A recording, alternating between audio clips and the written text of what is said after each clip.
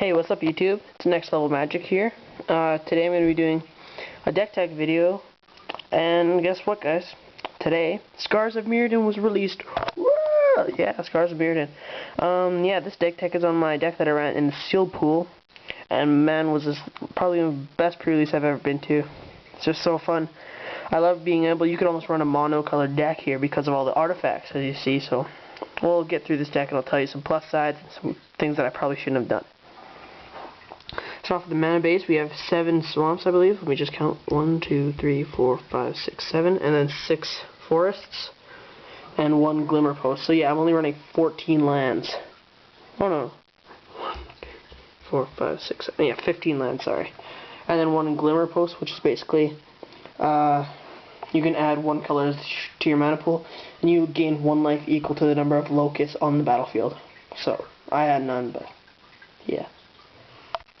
So starting off now with the artifacts, which is probably the majority of my deck. So here we have my 1 mythic that I got, Sword and Body of Mind.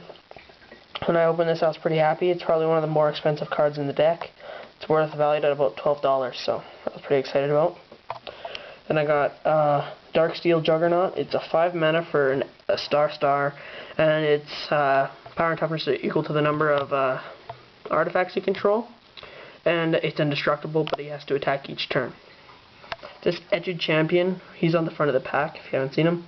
He has Metalcraft, and he protection from all colors as long as you have control 3 or more artifacts. Throne of Geth, basically you tap it, sacrifice an artifact, and proliferate, which won me some games. Darksteel Axe, just a good card. It's indestructible, gives +2/+0. Rust Tick. Basically what you do is you choose, so you pay, its casting cost is 3, you pay 1, you tap it, tap target artifact, doesn't untap during its controller's next untap step for as long as Rust Tick remains tapped. So basically you can keep this card tapped through the whole game because you don't have to untap it if you don't want to, and you keep your opponent's card tapped pretty much through the whole game. And this is an infect deck, basically, because I thought it was the most powerful, new ability.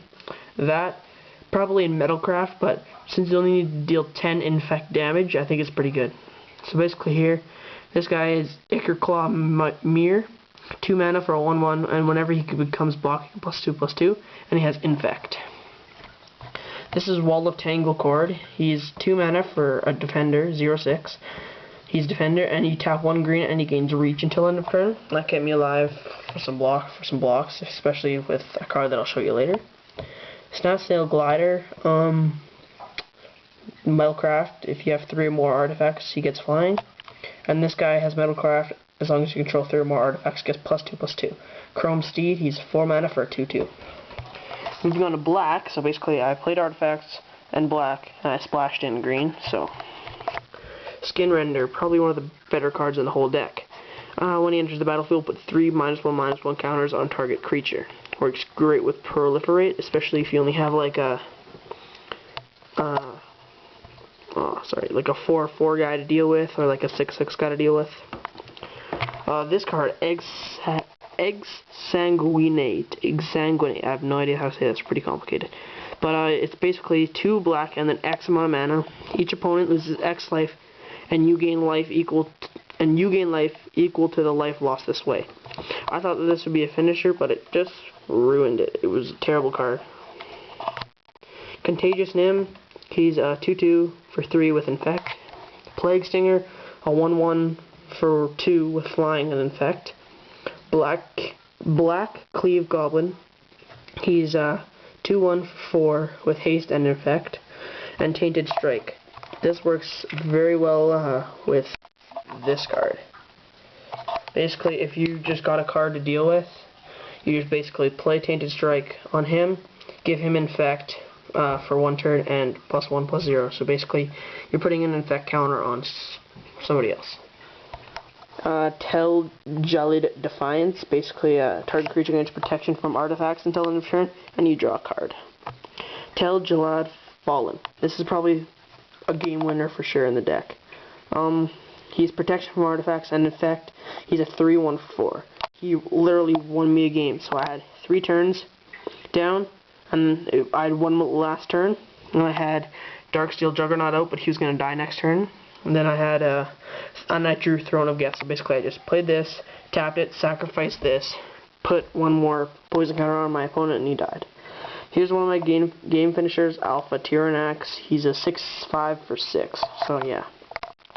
Okay, I realize I haven't done a video in a while. I'm going to start doing a lot more now that the new set's coming out.